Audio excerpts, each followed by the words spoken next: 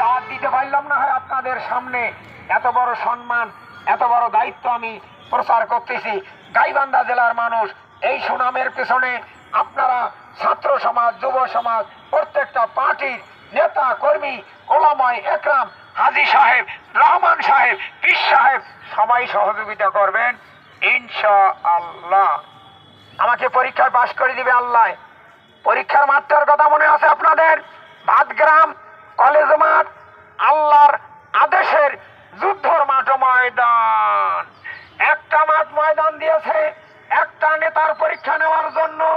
আমি ছাড়া যদি এমন কোন ব্যক্তি নেতা হইতে পারেন, সেও ব্যক্তি পরীক্ষা দিতে পারবেন। মৌখিক পরীক্ষা নেবে। মৌখিক পরীক্ষার জন্য আমি আপনাদের গাইবান্ধা জেলায় দাওয়াত দিছি।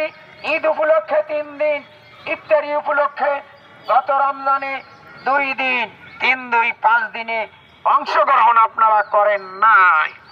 এই আল্লাহর দাওয়াতে অংশগ্রহণ যারা করেন নাই, সহযোগিতা করেন নাই, আল্লাহর কাছে তারা দায়ী হয়ে আছেন। দায়ী। আল্লাহর আদেশ কি? ফরজ। জোহরের নামাজে সবাইকে আহ্বান করা গেল। গাইবান্ধা জেলাবাসীর আল্লাহর বান্দারা, দরিদ্র এলাকা গাইবান্ধা জেলা, আমি যে সম্মানটা পেয়েছি এটা আপনাদের সুনাম,